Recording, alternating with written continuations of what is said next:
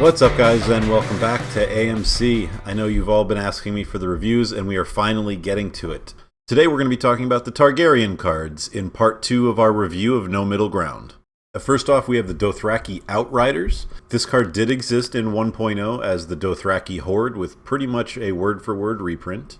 There was a CCG version as well, but really had nothing to do with this card. The Dothraki Outriders are an 8-cost army.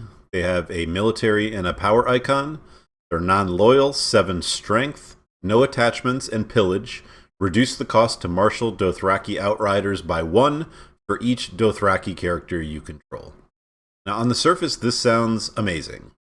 It has a built-in cost reducer to offset its incredibly high cost. It does have the army trait, which is nice. It's going to synergize with plots like Muster the Realm. It does have very high strength, which makes it much easier to trigger, like Put to the Sword and those types of events. However, for this card, I think the negatives just far outweigh the positives right now. For starters, there's really just not enough Dothraki characters in the card pool to support running this army, and I don't think anybody's going to be able to hardcast 8 gold, or they're not going to want to when you can put a card like Dany out for 7, which is clearly superior to this.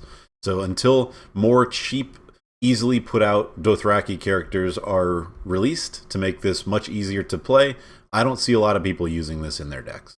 In the future, though, this card I expect to be incredibly annoying. The card does have Pillage. I expect Pillage to get a lot of support, a lot of interactions with the discard pile in the future, but again, Pillage is crap right now, not a whole lot of reason to care about it. At 8 gold, you're never really going to play this on setup. Does not have an intrigue icon, so this is, if anybody is playing this now, it's going to get tiersed almost immediately. And really, that is all that I have to say about this card. It's just one of those things. It's really not all that complex. I mean, the strategy is obvious. There's not a whole lot of ways to abuse it. In the future, it will be incredible as the card pool grows and more cheap Dothraki characters enter the card pool. But for now, I do not recommend putting this in your decks at all, for that matter. At all. There's just no reason to run it. Now, the other Targaryen card in this pack, however, I expect to be in every single Targ deck for the most part moving forward for a very long time. We have Blood of the Dragon, which is the spiritual successor to Threat from the North from 1.0. For those who don't know, Threat from the North was Targaryen's keystone plot in 1.0. The only difference being that it was every character and they were discarded instead of killed, so it wasn't just affecting non-dragons. Thankfully, to avoid future abuse, FFG decided to make this plot loyal this time and give it an equally horrible stat line to offset its ability.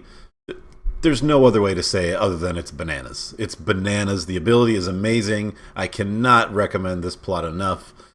And it's only going to get better as time goes on and more burn effects are released. But out of the box, right now, clearly the best Targaryen plot that exists. First of all, without any additional card support, you are immediately wiping all the weenies off the board. Now, yes, this is going to affect your weenies as well. It's important to note that the effect is not limited to your opponent's characters. It's going to hit yours just as much as theirs. However, the remaining of Targ's burn effects are going to be targeting your opponent's characters, so they are always going to get more than the -1, whether you have Dany or Unsullied or Plaza or any of the multiple other burn cards that Targ has at their disposal. This plot gives them the flexibility to really abuse those combos and those abilities throughout the entire turn. This plot immediately makes Daenerys more effective because now anybody in a challenge is -2. It's going to make it that much better when Dragon Sight is released, which gives all participating non-dragons -1 until the end of the phase. It's going to hurt Lord of the Crossing right out of the box because no longer can they just initiate those chump challenges for the first one and ignore the -1 because any weenie that they want to throw in is just going to die immediately. And if you look at a card like Paramore, if you want to banner the Paramore out of Targaryen, you can force an opponent's character into a challenge in order to Dracarys them.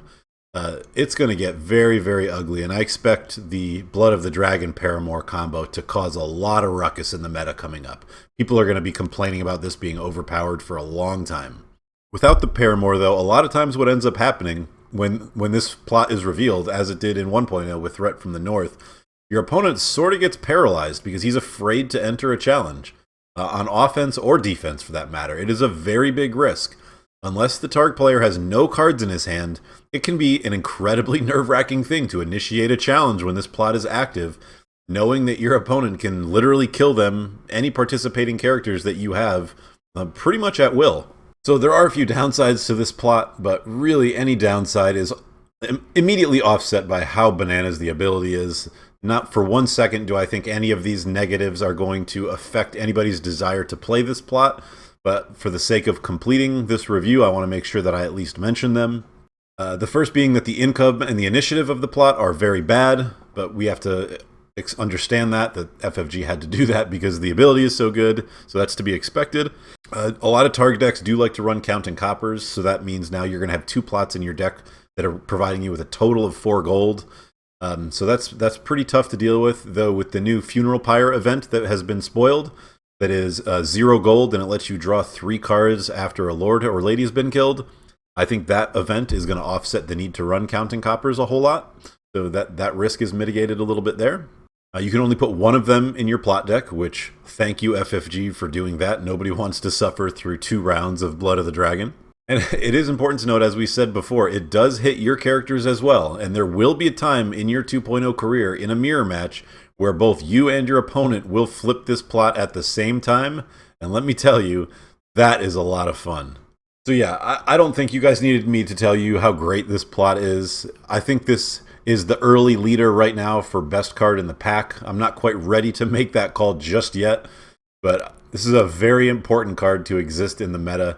It will immediately make you think about 1-cost characters slightly differently, because you know that a Targ player can kill them whenever they want, pretty much at will, and you have to account for that in your deck building, especially against banner decks. If you're a banner deck now and you have all 3 of the weenie reducers in your deck, you now have 6 characters that can be killed by a single plot, pretty much whenever your opponent wants if you're playing Targ.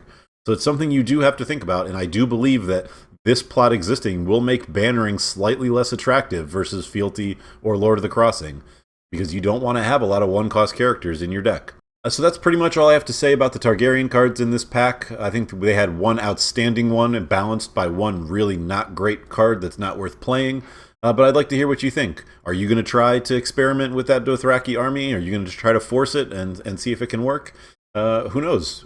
Do you agree? Do you disagree? Let me know in the comments and let's talk about it. Thank you for watching part 2 of this review. Stay tuned to part 3 where we talk about the Tyrell cards.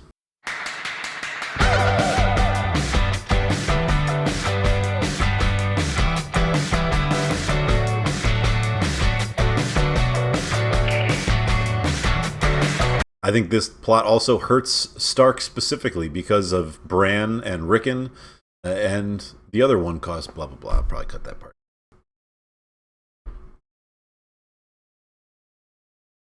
This is Dennis. No, I'm recording right now. Yeah, for Thrones. Alright. Yeah, I'll call you back. Sorry about that. Phone call.